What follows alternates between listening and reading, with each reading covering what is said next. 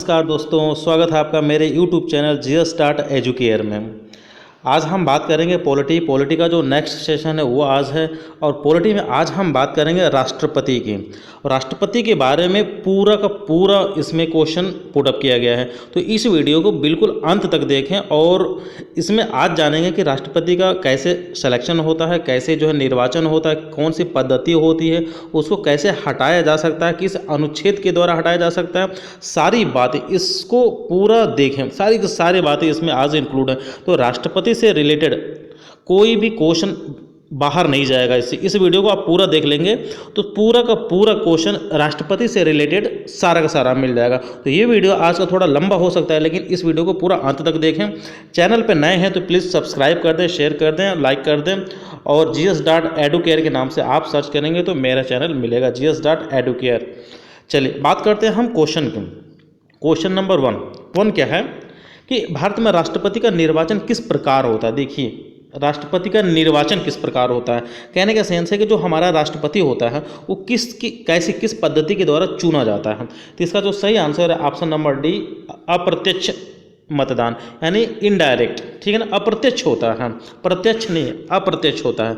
कैसे होता है कि जो भारत में राष्ट्रपति का जो निर्वाचन होता है वो किस पद्धति से होता है, ये बिल्कुल नोट कर लीजिए कि आनुपातिक प्रतिनिधित्व पद्धति के अनुसार एकल संक्रमणीय मत प्रणाली द्वारा होता है। कैसे, फिर से मैं बोल दे रहा हूँ, बिल्कुल नोट कर लीजिए, बार बार क्वेश्चन में पूछा गया एग्जाम्स में कि भारत के जो राष्ट्रपति का निर्वाचन आनुपातिक प्रतिनिधित्व पद्धति के अनुसार एकल संक्रमणीय मत प्रणाली द्वारा होता है। ठीक है ना। और ऐसे निर्वाचन में जो मतदान क्या होता है, गुप्त होता है। मतदान क्या होता है, गुप्त होता है। ठीक है ना। और अनुच्छेद 54 के अनुसार, अनुच्छेद 54 के अनुसार जो निर्वाचक गण में कौन कौन से भाग ले सकते हैं, कौन कौन लोग भाग ले सकते हैं, यानी राष्ट्रपति को कौन कौन लोग वोट कर सकते हैं, कहने का ये सेंस है। तो सबसे पहले हमारे संसद के दोनों सदनों के लोग कौन भैया, ये होते हैं लोकसभा। ठीक है ना, लोकसभा। फिर होते हैं राज्यसभा। ठीक है ना, यानी लोकसभा के जो चुने हुए प्रत्याशी होते हैं वो वोट करते हैं, राज्यसभा के जो चुने हुए या जो चुनाव जीत के जाते हैं, ठीक है ना, कहने के सेंस है कि जो चुनाव जीत के जाते हैं वो वोट करते हैं। और दूसरा जो राज्य की विधान सभाएं होती हैं, क्या होती हैं, विधान सभाएं। तो विधान सभाओं से जो प्रतिनिधि चुन के जाते हैं वो वोट करते हैं। तो इसमें वोट कौन कौन करता है, एकदम जान लीजिए कि संसद के दोनों सदनों के चुने हुए या निर्वाचित सदस्य, लोकसभा के, राज्यसभा के, और राज्यों में जो विधान सभाएं होती हैं उनके सदस्य। लेकिन एक चीज़ विशेष तौर से ध्यान दीजिएगा कि सिर्फ निर्वाचित सदस्य ही वोट करते हैं, मनोनीत सदस्य नहीं करते। जैसे लोकसभा में 2 सदस्य मनोनीत राष्ट्रपति द्वारा होते हैं, राज्यसभा में 12 सदस्य मनोनीत होते हैं। ठीक है ना, तो ये लोग राष्ट्रपति को वोट नहीं करते हैं। तीसरी चीज़ कि जिन जिन राज्यों में विधान परिषद है तो विधान परिषद के भी सदस्य वोट नहीं करते। वो विधान परिषद के कौन कौन होते हैं, MLC, जिनको हम मेंबर ऑफ लेजिस्लेटिव काउंसिल बोलते हैं, ये लोग वोट नहीं करते। और लोकसभा और राज्यसभा के जो लोग होते हैं वो होते हैं MP, मेंबर ऑफ पार्लियामेंट, जिनको हम सांसद बोलते हैं। ठीक है, ये जो चुने हुए होते हैं ये लोग राष्ट्रपति को वोट करते हैं। विधानसभा की हम बात कर रहे हैं तो ये होते हैं MLA, member of legislative assembly. ये जो होते हैं विधायक, ये लोग वोट करते हैं, सिर्फ निर्वाचित सदस्य ही करते हैं। ठीक है, क्लियर हो गया। और उसके बाद जो सबसे इम्पॉर्टेंट चीज़ है कि यूनियन टेरिटरी, जो हमारा केंद्र शासित प्रदेश है, उनमें जो दिल्ली और पुदुचेरी है, ये 2 ऐसे केंद्र शासित प्रदेश हैं कि जिनके विधानसभा के सदस्य राष्ट्रपति को वोट करते हैं। और ये 1992 से लागू हुआ। ये दोनों जो यूनियन टेरिटरी हैं, इनको जो अधिकार मिला राष्ट्रपति को वोट करने का, वो 1992 से मिला, जब भारतीय संविधान का 17वां यानी 17वां संविधान संशोधन 1992 में हुआ, तब दिल्ली और पुदुचेरी को इसमें शामिल किया गया। ठीक है, चलिए, तो मुझे लगता है कि आपको बिल्कुल क्लियर हो गया कि कौन कौन वोट कर सकता है, कौन कौन नहीं कर सकता है। चलिए नेक्स्ट की बात करता हूँ, क्वेश्चन नंबर 2 कि राष्ट्रपति के निर्वाचन मंडल में कौन कौन सदस्य होते हैं। कहने का मतलब है कि जो राष्ट्रपति का चुनाव होता है इसमें कौन कौन से लोग वोट कर सकते हैं, और लेकिन निर्वाचन मंडल की बात कर रहा है। तो चलिए आज हम बात करते हैं कि संसद के दोनों सदनों के निर्वाचित सदस्य हमने बताया, लोकसभा और राज्यसभा दोनों वोट करते हैं। ठीक है, राज्य विधानमंडलों के दोनों सदनों के निर्वाचित सदस्य, देखिए दोनों सदनों की इन्होंने बात कर दिया, तो दोनों सदनों के नहीं करते हैं, क्योंकि सिर्फ विधानसभा के करते हैं, विधान परिषद के नहीं।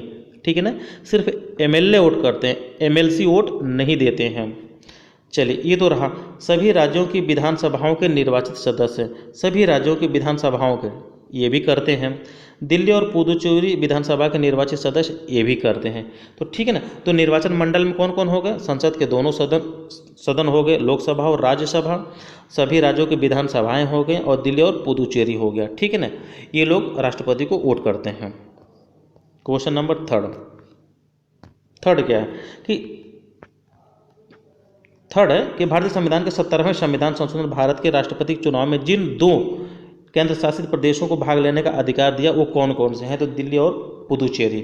17वां जो संविधान संशोधन हुआ था, कब हुआ था ये, 1992 में।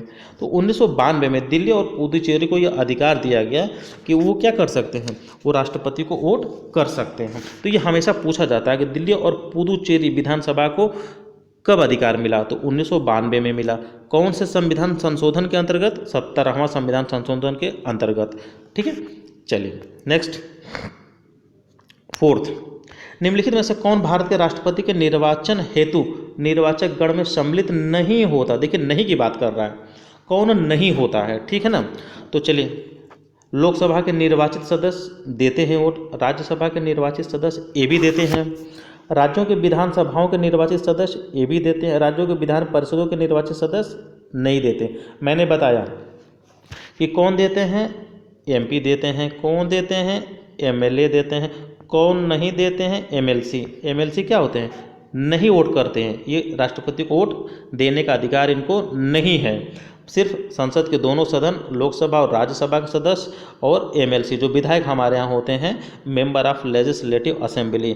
और एक चीज़ विशेष तौर से कि ये सब वही हैं जो चुन के जाते हैं, जो इलेक्शन लड़ के और जीत के जाते हैं, सिर्फ वही वोट करते हैं, जो चुने हुए या मनोनीत सदस्य हैं वो वोट नहीं करते हैं। ये बिल्कुल क्लियर समझ लीजिएगा। 5वां क्वेश्चन नंबर 5वां क्या है भैया कि भारत के राष्ट्रपति के उम्मीदवार के प्रस्ताव का अनुसमर्थन कम से कम कितने निर्वाचन होना चाहिए।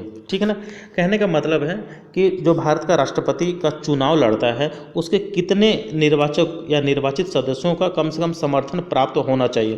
तो ये होता है 50 सदस्यों का जो है समर्थन उनको प्राप्त होना चाहिए, तभी कोई व्यक्ति राष्ट्रपति का चुनाव लड़ सकता है, नहीं तो नहीं लड़ सकता। चलिए 6ठा की बात करते हैं। क्वेश्चन नंबर 6ठा, राष्ट्रपति के निर्वाचन में राज्य का मुख्यमंत्री मतदान करने के लिए कब पात्र नहीं होगा। देखिए नहीं की बात कर रहा है, कब पात्र नहीं होगा। ठीक है ना, तो चलिए इसका जो सही आंसर है, पहले हम एक एक चीज़ देखते हैं। वह स्वयं प्रत्याशी होता है। चलिए कोई भी व्यक्ति अगर मुख्यमंत्री है, अगर राष्ट्रपति का चुनाव लड़ता है तो स्वयं वोट दे सकता है, यानी पहला ये सही है। ठीक है, उसे राज्य विधानमंडल के निचले सदन में अपना बहुमत देना होता है, निचले सदन का भी सदस्य है तो भी वोट कर सकता है। वह राज्य के विधानमंडल के उच्च सदन का सदस्य हो तब वोट नहीं कर सकता, जिनको हम क्या बोलते हैं, विधान परिषद। और विधान परिषद के चुने हुए लोग क्या होते हैं, एमएलसी। और एमएलसी राष्ट्रपति को वोट देते हैं, नहीं देते हैं। वह राज्य विधानमंडल में निम्न सदन का सदस्य हो, बिल्कुल वोट कर सकता है। तो इसका जो सही आंसर ऑप्शन नंबर सी, यानी वो विधान मंडल में जो उच्च सदन कौन होता है, विधान परिषद। कौन होता है, विधान परिषद जहाँ जहाँ हैं वहाँ के लोग राष्ट्रपति को वोट नहीं कर सकते। देखिए सब क्वेश्चन वही हैं, समझ रहे हैं कि नहीं, सब क्वेश्चन वही हैं, सिर्फ घुमा के पूछने का तरीका अलग अलग है, सिर्फ घुमा के ट्विस्ट करके पूछा गया है। ठीक है, नेक्स्ट 7वां क्वेश्चन नंबर 7वां क्या है कि राष्ट्रपति के उम्मीदवार के लिए क्या क्या आवश्यक है, यानी क्या क्या योग्यताएं होनी चाहिए, कौन कौन सी अर्हताएं होनी चाहिए। तो चलिए हम बात करते हैं कि वो 35 वर्ष का हो, बिल्कुल न्यूनतम आयु 35 वर्ष है राष्ट्रपति का चुनाव लड़ने के लिए। वो पढ़ा लिखा हो, नहीं राष्ट्र देखिए भारत के संविधान में कहीं ऐसा प्रावधान नहीं है, कहीं लिखा नहीं गया कि वो पढ़ा लिखा होना चाहिए। ठीक है, सांसद चुने जाने की योग्यता रखता हो, बिल्कुल कोई भी राष्ट्रपति का चुनाव लड़ता है तो सांसद बनने की योग्यता रखता हो तभी चुनाव लड़ पाएगा। देश का नागरिक हो, बिल्कुल भारत का नागरिक हो तभी लड़ पाएगा। ऐसा नहीं कि ब्रिटेन की तरह के जो जैसे ऋषि सुनक हमारे इंडिया के हैं वहाँ जाके प्राइम मिनिस्टर बन गए। इंडिया में ऐसा नहीं हो सकता, ठीक है ना, भारत का नागरिक ही होना चाहिए। और ये जो अर्हताएँ हैं, ठीक है ना, जो ये अर्हताएँ हैं वो अनुच्छेद कितने के तहत हैं? अनुच्छेद 58(1) के तहत हैं, ठीक है ना। कोई भी व्यक्ति राष्ट्रपति का चुनाव लड़ता है तो उसकी क्या क्या योग्यताएं होनी चाहिए, वो अनुच्छेद 58(1) में इसका वर्णन मिलता है, ठीक है ना। ये अनुच्छेद विशेष तौर से ध्यान दीजिएगा, अनुच्छेद बार बार पूछता है, आपको बार बार बता रहा हूँ, अनुच्छेद बार बार पूछता है कि किस अनुच्छेद के तहत राष्ट्रपति के जो चुनाव लड़ता है उनकी योग्यताओं का वर्णन है, तो अनुच्छेद 58(1) में। चलिए क्वेश्चन नंबर 8 क्या है कि एक सांसद अथवा विधानसभा का सदस्य राष्ट्रपति निर्वाचित हो सकता है परंतु, ठीक है ना, परंतु शब्द है मतलब हो तो सकता है लेकिन क्या है, चलिए, चुनाव लड़ने से पूर्व उसे अपने सदस्यता से त्यागपत्र देना होगा? नहीं, वो तब तक बना रहेगा। एक सांसद चाहे विधानसभा का सदस्य हो, राष्ट्रपति का चुनाव लड़ रहा है, वो अपना त्यागपत्र नहीं देगा, पहले नहीं देगा। अपने निर्वाचन के 6 माह के अंदर अपनी सदस्यता छोड़नी होगी? नहीं, निर्वाचित होने के तुरंत उपरांत अपनी सदस्यता छोड़नी होगी, बिल्कुल सही बात है। जब वो राष्ट्रपति चुन लिया जाएगा तो चुनने के बाद फिर वो जिस पोस्ट पे है, चाहे सांसद हो चाहे विधायक हो, उसको अपनी सदस्यता छोड़नी होगी, ठीक है। एक सांसद चुनाव लड़ सकता है परंतु विधानसभा नहीं, सभी लड़ सकते हैं भैया, ठीक है ना, सभी लोग लड़ सकते हैं चुनाव। तो निर्वाचित होने के तुरंत उपरांत अपनी सदस्यता छोड़नी होगी, सी इज़ द राइट आंसर। समझ रहे हैं? अच्छा, ये जो चीज़ें हैं ये किस में वर्णन है कि राष्ट्रपति निर्वाचित तो हो जाएगा तो छोड़ेगा, या एक सांसद चुनाव जो है राष्ट्रपति का लड़ सकता है, तो ये अनुच्छेद जो है आपका 59(1) में इसका वर्णन मिलता है। 59, ठीक है ना, ये 59(1) में इसका वर्णन मिलता है। चलिए 9वां की बात करते हैं हम, क्वेश्चन नंबर 9 क्या है कि भारतीय संविधान का कौन सा अनुच्छेद राष्ट्रपति के पद के लिए पुनः निर्वाचित होने की योग्यता निर्धारित करता है? देखिए बहुत ही इंपॉर्टेंट है, पुनः निर्धारित या पुनः चुनाव लड़ने के। मान लीजिए कोई व्यक्ति इस समय राष्ट्रपति है, ठीक है ना, अब वो चाहता है कि हम फिर से राष्ट्रपति बने, खूब पैसा वैसा, जितना सरकारी पैसा है उसका खूब लाभ लें, मौज करें, देश विदेश घूमें, सरकारी पैसे पे खूब इसका ऐशो आराम करें, ऐसी अगर उसकी धारणा आती है और सोचता है फिर राष्ट्रपति हम बने, तो ऐसा जो विचार है और ऐसा वर्णन है पुनः निर्वाचन के लिए, तो किस अनुच्छेद में ऐसा लिखा गया है?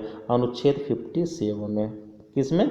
अनुच्छेद 57 में ये कहा गया है कि कोई भी राष्ट्रपति अपने पद के लिए पुनः निर्वाचन या पुनः चुनाव लड़ सकता है, पुनः निर्वाचित हो सकता है, ऐसा वर्णन अनुच्छेद 57 में वर्णित है, ठीक है। क्वेश्चन नंबर 10 क्या है कि अगर भारत के राष्ट्रपति के चुनाव में कोई विवाद हो तो उस विवाद को किसे सौंपा जा सकता है? राष्ट्रपति को चुनाव हो रहा है, उसमें कोई विवाद उत्पन्न हो गया, उस विवाद को निपटाने के लिए हम सुप्रीम कोर्ट, जो भारत का सर्वोच्च न्यायालय है, सुप्रीम कोर्ट जा सकते हैं और सुप्रीम कोर्ट जो फैसला देगा वही फैसला अंतिम फैसला होगा और उसे सबको मानना होगा, ठीक है ना। और ऐसा हम किस अनुच्छेद के तहत जा सकते हैं? अनुच्छेद भी याद कर लीजिए कि किस अनुच्छेद के तहत हम वहाँ पे सुप्रीम कोर्ट जा सकते हैं, तो अनुच्छेद 71(1) के तहत, ठीक है ना, अनुसार भारत के सर्वोच्च न्यायालय को यह मामला सौंपा जा सकता है, ठीक है। चलिए 11 की बात करते हैं, क्वेश्चन नंबर 11 क्या है? 11 है कि राष्ट्रपति पर महाभियोग का आरोप किस संसद से लाया जा सकता है? कहने का मतलब है कि जो संसद होती है, संसद में कौन कौन होता है? राष्ट्रपति, लोकसभा और राज्यसभा। तो जब हम राष्ट्रपति के लिए हम महाभियोग लाते हैं तो संसद का कौन पहले ला सकता है? कहने का ये सेंस है। तो संसद का कोई भी सदन ला सकता है, लोकसभा भी और राज्यसभा भी, यानी option number C is the right answer, ठीक है ना। महाभियोग की प्रक्रिया जो होती है वो अनुच्छेद 61 में इसका वर्णन मिलता है। यानी राष्ट्रपति पे जो महाभियोग चलाया जाता है वो अनुच्छेद 61 के तहत चलाया जाता है। तो ये बहुत इंपॉर्टेंट है, ये 61 अनुच्छेद 61 जरूर याद कर लीजिएगा, क्योंकि राष्ट्रपति पर जो महाभियोग होता है वो अनुच्छेद 61 में इसका वर्णन है। ठीक है ना। और कौन ला सकता है? संसद का कोई भी सदन ला सकता है, लोकसभा और राज्यसभा में कोई भी पहले ला सकता है। ये नहीं कि नहीं पहले लोकसभा लाएगा राज्यसभा, ऐसा कुछ नहीं वर्णन है, कोई भी ला सकता है।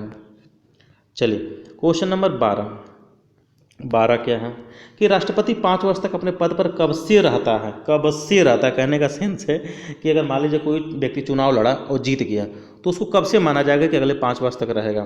तो सही आंसर इसका ये है ऑप्शन नंबर सी, अपने पद ग्रहण करने के दिन से। जैसे वो अपना पद ग्रहण करता है और उस दिन से ये माना जाएगा कि यह व्यक्ति अगले 5 वर्ष तक क्या होगा? राष्ट्रपति रहेगा। और ऐसा कहाँ पे लिखा गया है? किस अनुच्छेद में? अनुच्छेद 56(1) में लिखा गया है कि कोई भी व्यक्ति अपने पद ग्रहण के दिन से अगले 5 वर्ष तक राष्ट्रपति रह सकता है, और ऐसा वर्णन अनुच्छेद 56(1) में है। ठीक है। क्वेश्चन नंबर 13 क्या है कि भारत के राष्ट्रपति को उसके पद से कैसे हटाया जा सकता है? देखिए बहुत इंपॉर्टेंट है, कैसे हटाया जा सकता है। इसके पहले भी मैंने पढ़ा, कैसे हटाया जा सकता है? महाभियोग के द्वारा। किस अनुच्छेद के तहत? अनुच्छेद 61 के तहत। लेकिन यहाँ पे तो महाभियोग शब्द ही नहीं कहीं है, आप कंफ्यूज हो जाएंगे। लेकिन मैंने फिर बताया था कि राष्ट्रपति को महाभियोग की प्रक्रिया संसद का कौन सा सदन पहले ला सकता है? तो मैंने बताया कि संसद का कोई भी सदन पहले ला सकता है, चाहे वो लोकसभा हो और चाहे राज्यसभा हो।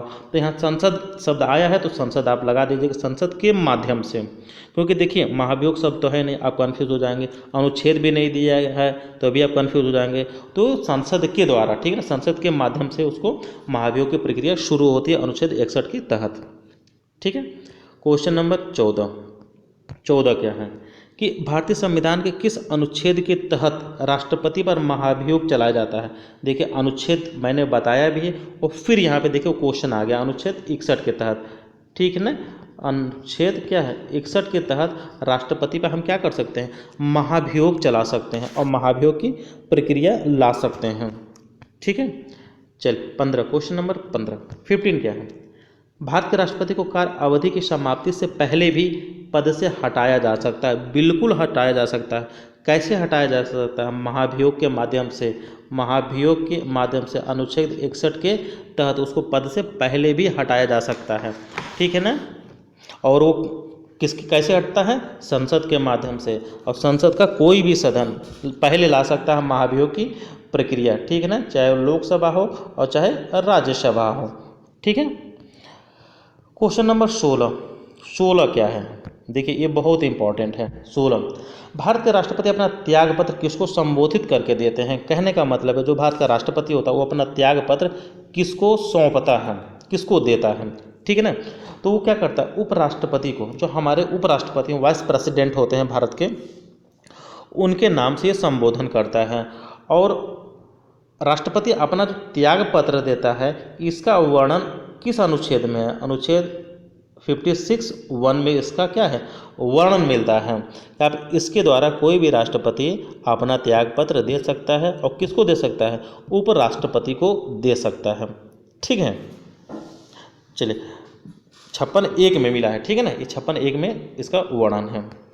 चलिए क्वेश्चन नंबर 17 भी देखिए भैया, ये बहुत इंपॉर्टेंट है। 17 जो है क्या है कि भारत के राष्ट्रपति पर, ठीक है ना,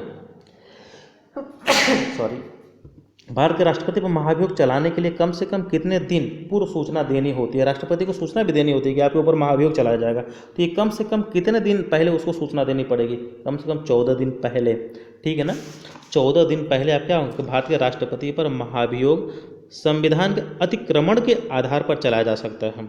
ठीक है। जब संसद का कोई सदन इस प्रकार का आरोप लगाए कि संविधान के अनुच्छेद 61(2) के तहत, ठीक है ना, 61(2) के तहत ऐसा कोई आरोप तय तब तक नहीं लगाया जाएगा जब तक कि ऐसा आरोप लगाने की जो प्रस्तावना है किसी ऐसे संकल्प में अंतर्विष्ट नहीं है जो कम से कम 14 दिन की ऐसी लिखित सूचना के दिए जाने के पश्चात प्रस्तावित न किया गया हो। ऐसा क्या होता है कि इस प्रकार 14 दिन की जो अग्रिम सूचना के साथ ही संकल्प पर सदन की कुल सदस्य के 14 दिन पहले तो हम देंगे, लेकिन सदन के जो है कुल सदन के कम से कम 1/4 1/4 लोग उस पर सदस्य क्या है हस्ताक्षर करें। ठीक है ना, 14 दिन पहले हम देंगे। और एक जो प्रस्ताव पारित होगा 61(2) के तहत अनुच्छेद में वर्णन है, उसके तहत सदस्य के जितने भी सदस्य हैं उनका 1/4 लोग उस प्रस्ताव पे साइन करेंगे और 14 दिन पहले ये राष्ट्रपति को सूचना देंगे कि आपके ऊपर महाभियोग चलाया जाएगा। ठीक है, और तब से प्रक्रिया मानी जाती है और महाभियोग की प्रक्रिया शुरू हो जाती है। चलिए क्वेश्चन नंबर 18 क्या है, 18 देखें कि निम्नलिखित में से कौन सा भारत के राष्ट्रपति के निर्वाचन गण का तो भाग है पर उसके महाभियोग का अधिकरण का भाग नहीं होते। बहुत अच्छा क्वेश्चन, वेरी वेरी इंपॉर्टेंट। कहने का क्या मतलब है, कहने का मतलब है कि ऐसा कौन व्यक्ति है या ऐसे कौन से लोग हैं कि जो भारत के राष्ट्रपति के में राष्ट्रपति को वोट तो देते हैं, लेकिन जब उन पर महाभियोग चलाया जाता है यानी उनको हटाने की प्रक्रिया चालू की जाती है तो उसमें वो भाग नहीं लेते, न ले पाते हैं, न ऐसा कोई नियम है। तो पहले जो महाभियोग चलाया जाता है कौन से अनुच्छेद के तहत, अनुच्छेद 61 के तहत।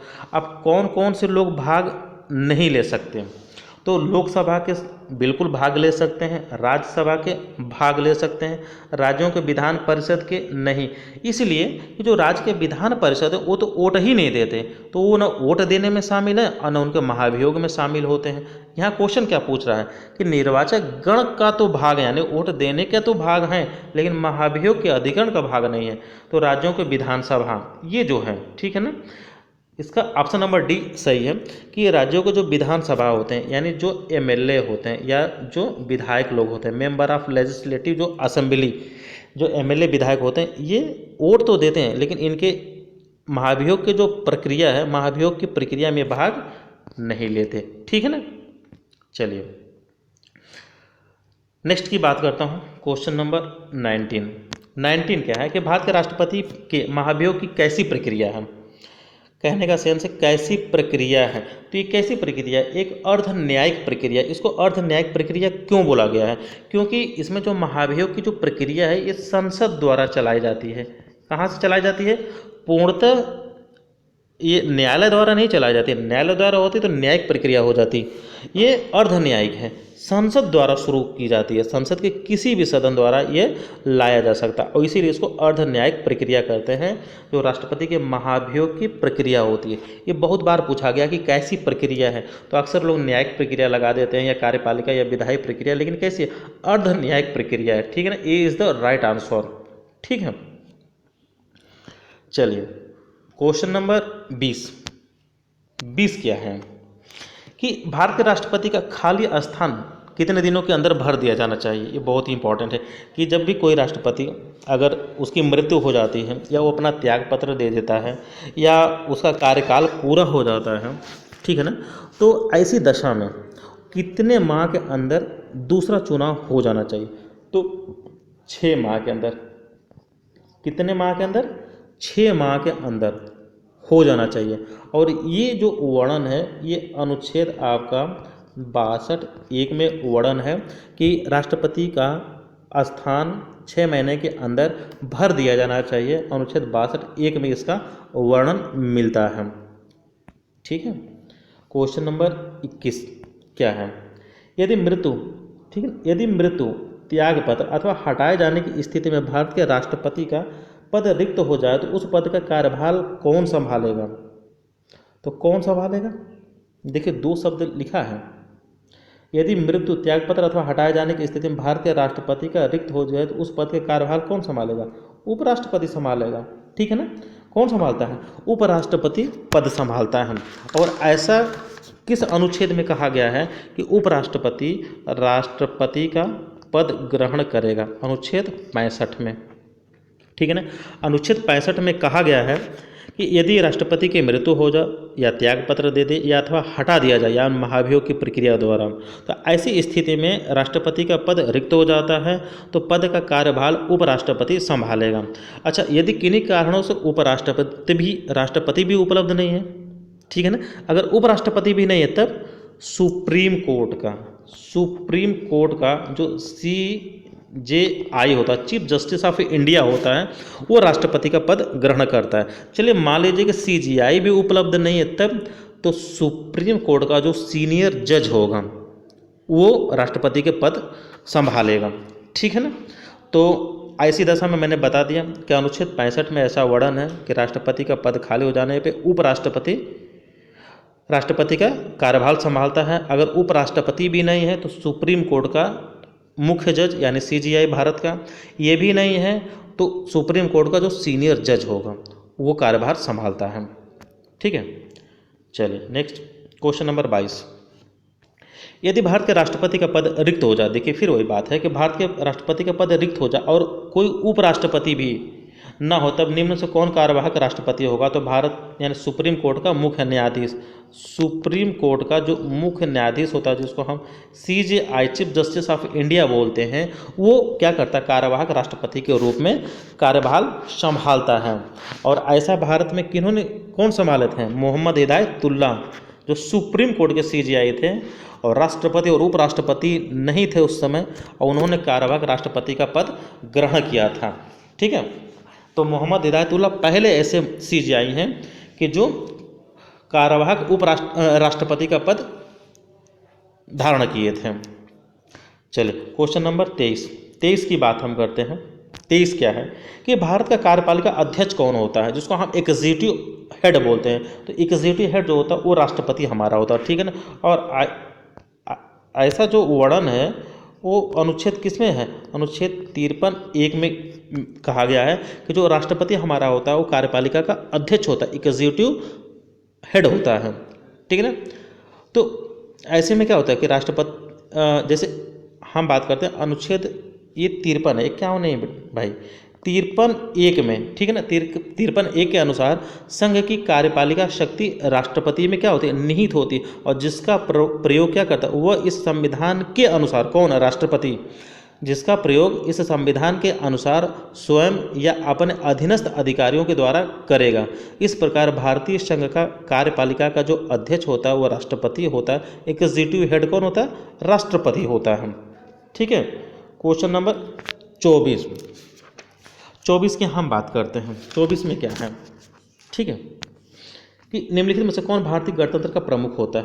भारतीय गणतंत्र का प्रमुख तो राष्ट्रपति होता है। भारत एक गणराज्य है, ऐसा संविधान में कहा गया है। इसका तात्पर्य यह है कि भारत का राष्ट्राध्यक्ष निर्वाचित होगा।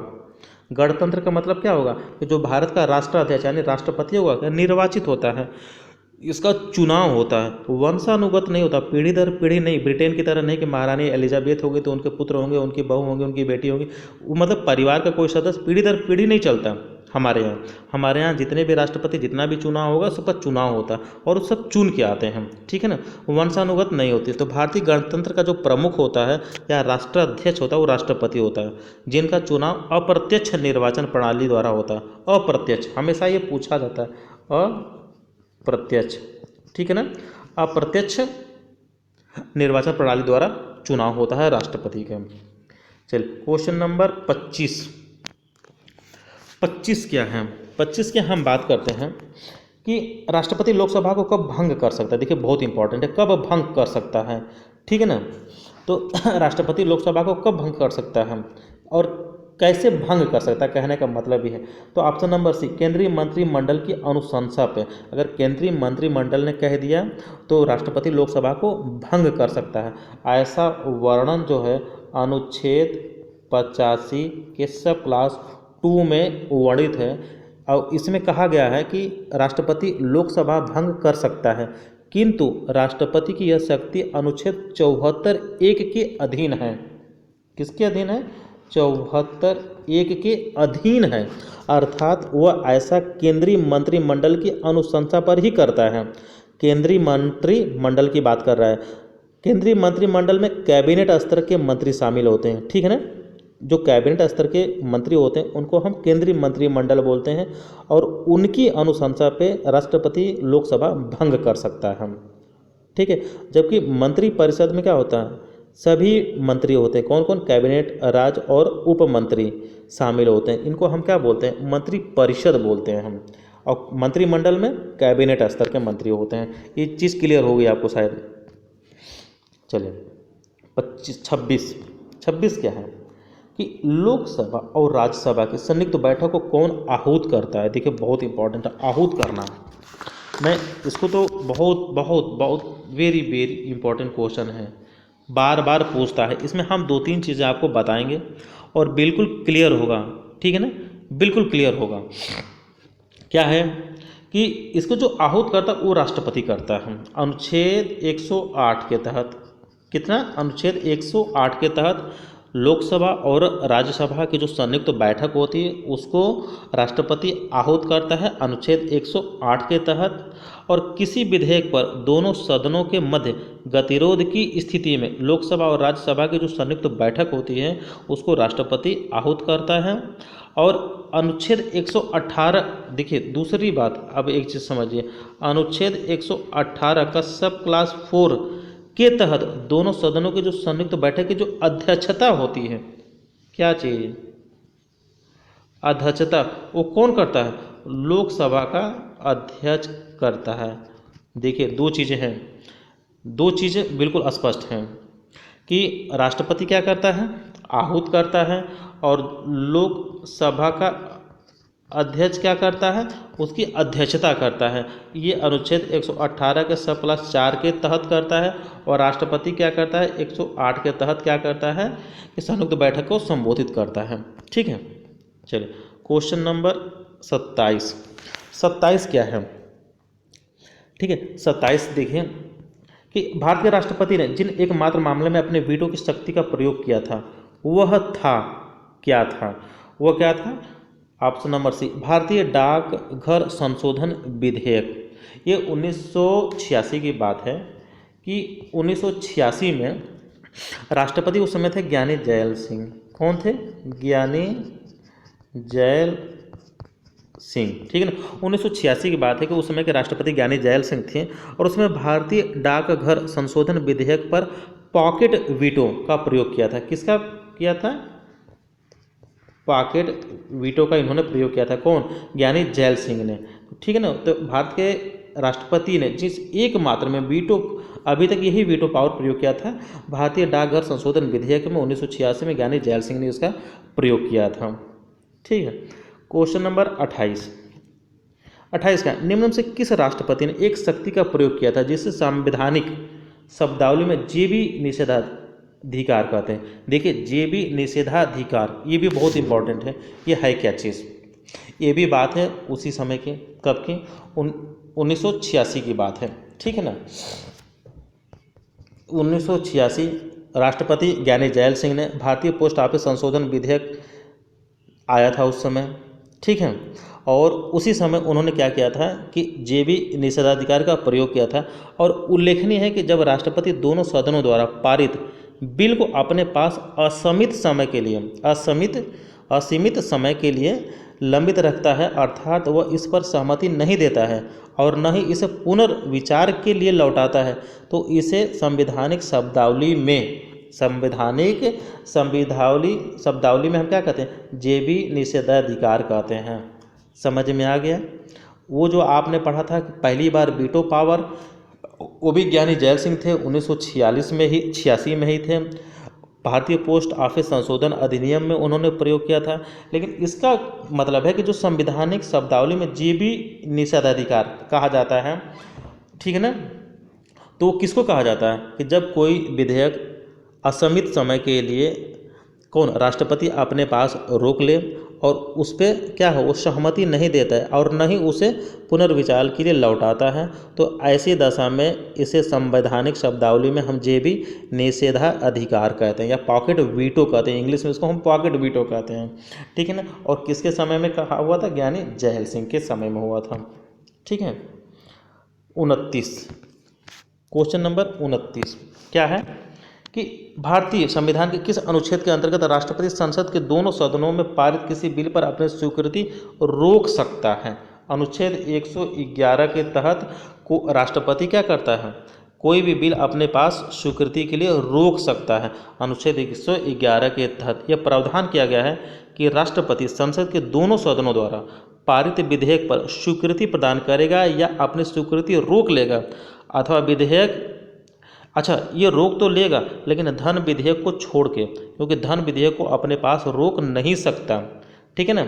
बाकी विधेयक को पुनर्विचार हेतु सदनों को लौटा सकता है और नहीं भी लौटा सकता है, ठीक है ना। तो ये अनुच्छेद 111 में इसका वर्णन है। चलिए क्वेश्चन नंबर 30 क्या है। चलिए 30 की हम बात करते हैं कि निम्न में से किस विषय पर राष्ट्रपति के लिए मंत्रिपरिषद से सलाह लेना आवश्यक नहीं है। देखिए राष्ट्रपति तो है लेकिन मंत्रिपरिषद से सलाह लेना आवश्यक नहीं है, ठीक है ना। तो ये किस में नहीं है? ऑप्शन नंबर बी विधेयकों पर स्वीकृति देना।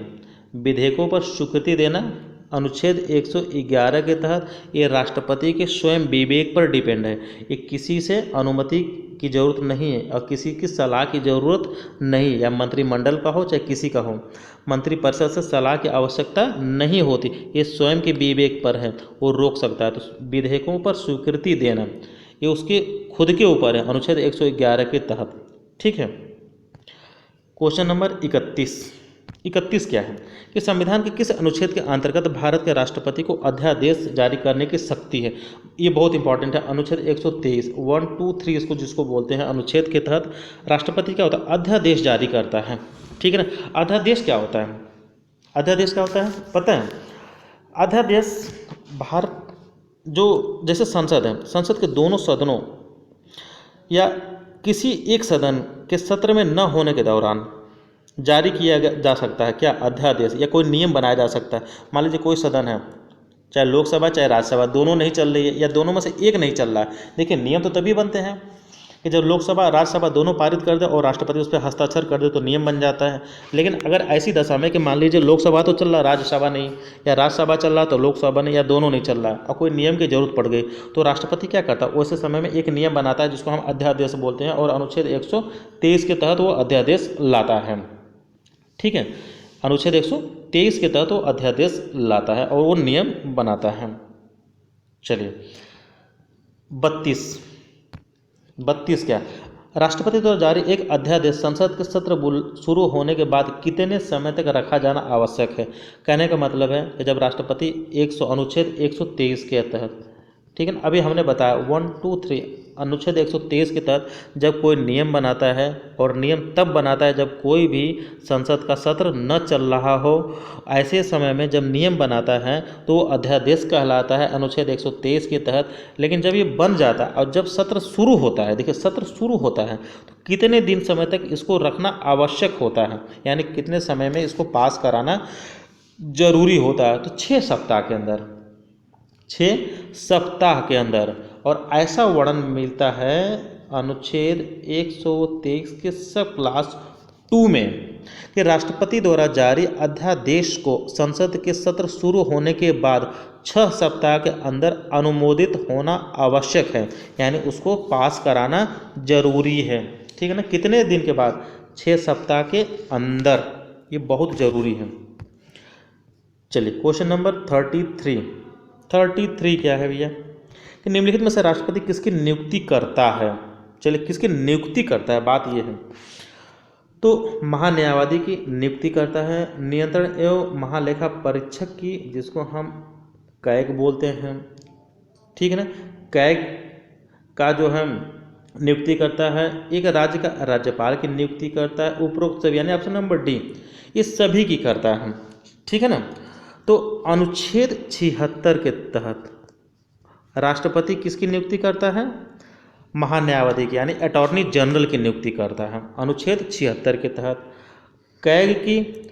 कैग का करता है 148 के तहत। देखिए याद कर लीजिएगा, ये बहुत इंपॉर्टेंट है। अनुच्छेद 148 के तहत कैग की नियुक्ति करता है राष्ट्रपति। राज्यपाल की नियुक्ति करता है अनुच्छेद 155 के तहत करता है, ठीक है। बिल्कुल ध्यान दीजिएगा कि राष्ट्रपति अटॉर्नी जनरल यानी महान्यायवादी की नियुक्ति अनुच्छेद 76 के तहत करता है। नियंत्रण एवं महालेखा परीक्षक यानी कैग की नियुक्ति 148 के तहत करता है। राज्यपाल की नियुक्ति 155 के तहत करता है। तो ये जितने भी अनुच्छेद ये बहुत ज़रूरी है, ये बिल्कुल याद कर लीजिएगा क्योंकि बार बार पूछे जाते हैं। तो इसमें जो सही आंसर ऑप्शन नंबर डी, उपरोक्त सभी की नियुक्ति राष्ट्रपति करता है। क्वेश्चन नंबर 34, इसमें क्या है कि भारतीय संविधान भारत के राष्ट्रपति को अधिकार नहीं देता, यानी भारत का जो संविधान है वो राष्ट्रपति को इनमें से कौन सा अधिकार नहीं देता। ठीक है, ये बहुत ही इंपॉर्टेंट क्वेश्चन। चलिए मैं बात करता हूँ कि प्रधानमंत्री की नियुक्ति बिल्कुल करता है, राष्ट्रपति ही करता है। राज्यों के मुख्यमंत्री की नियुक्ति नहीं, यही नहीं करता। ये कौन करता है? ये राज्यपाल करता है। राज्यों के जो राज्यपाल होते हैं वो मुख्यमंत्री की नियुक्ति करते हैं। रक्षा बलों का सर्वोच्च कमांडर ये भी राष्ट्रपति ही होता है।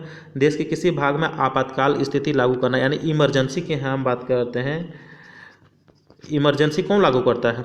इमरजेंसी हमारा भारत का राष्ट्रपति ही लागू करता है। तो इसमें जो सही आंसर है ऑप्शन नंबर बी, राज्यों के मुख्यमंत्री की नियुक्ति कौन करता है? राज्यपाल करता है, राष्ट्रपति नहीं करता। ठीक है, चलिए क्वेश्चन नंबर 35 क्या है कि भारतीय संविधान का कौन सा अनुच्छेद राष्ट्रपति को उच्चतम न्यायालय से परामर्श करने की शक्ति प्रदान करता है? देखिए, राष्ट्रपति के पास ये पावर है कि किसी भी मैटर पे अगर उसको लगता है कि मुझे डिसीजन लेना चाहिए, ठीक है ना, सॉरी मुझे सलाह लेना चाहिए, तो सुप्रीम कोर्ट से सलाह ले सकता है। लेकिन मानना और ना मानना ये राष्ट्रपति पे निर्भर है, बाध्य नहीं है, सिर्फ सलाह ले सकता है। तो इस कौन सा अनुच्छेद, किस अनुच्छेद के तहत वो जो है सुप्रीम कोर्ट से सलाह लेता है? तो अनुच्छेद 143, अनुच्छेद 143 के तहत वो उच्चतम न्यायालय यानी सुप्रीम कोर्ट से राष्ट्रपति क्या करता है? सलाह लेता है। ठीक है ना, और सुप्रीम कोर्ट से परामर्श की शक्ति प्रदान करता है ये अनुच्छेद 143, और इसी के तहत राष्ट्रपति क्या करता है? परामर्श लेता है सुप्रीम कोर्ट से। ये क्वेश्चन नंबर 36, देखिए 36 क्या है कि भारत के राष्ट्रपति को कौन सा अधिकार प्राप्त नहीं है। फिर यही बात है कि कौन सा राष्ट्रपति को अधिकार प्राप्त नहीं है। ठीक है ना, ये देखिए समाधान नहीं, ये क्षमादान है। मैं देखिए क्षमादान,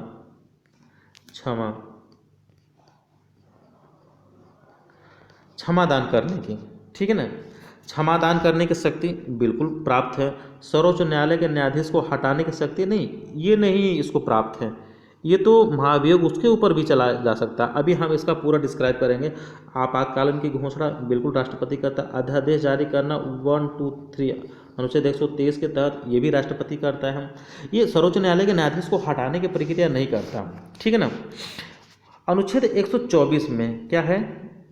अनुच्छेद 124 का जो सब क्लास 4 है के अनुसार सर्वोच्च न्यायालय के किसी न्यायाधीश को, ठीक है ना, या सुप्रीम कोर्ट के किसी भी जज को उसके पद से तब तक नहीं हटाया जाएगा जब तक साबित नहीं हो जाए कि कदाचार या असमर्थता के आधार पर, कदाचार मतलब कोई भी मिसबिहेवियर किया हो या असमर्थ हो चलाने में, इसके आधार पर ऐसा हटाए जाने के लिए संसद के प्रत्येक सदन द्वारा अपनी कुल सदस्य संख्या के बहुमत द्वारा तथा उपस्थित और मत देने वाले सदस्यों के कम से कम 2/3, कितने? 2/3, ठीक है ना, बहुमत समर्थित होना चाहिए, बहुमत होना चाहिए। और इसके बाद फिर ये राष्ट्रपति के समक्ष जाता है, उसी सत्र में रखे जाते हैं। ठीक है ना, और राष्ट्रपति उसे हटाने का आदेश नहीं डायरेक्ट नहीं दे सकता। ठीक है ना, आदेश नहीं दे सकता। ये प्रक्रिया होती है महाभियोग की। इसके तहत जो है सुप्रीम कोर्ट के जज हटाए जा सकते हैं। 2/3 मेंबर का जो उस पर सहमति होना चाहिए। 37, क्वेश्चन नंबर 37 क्या है कि राष्ट्रपति की क्षमा आदि की शक्ति की कौन सी शक्ति है? बिल्कुल सही बात है।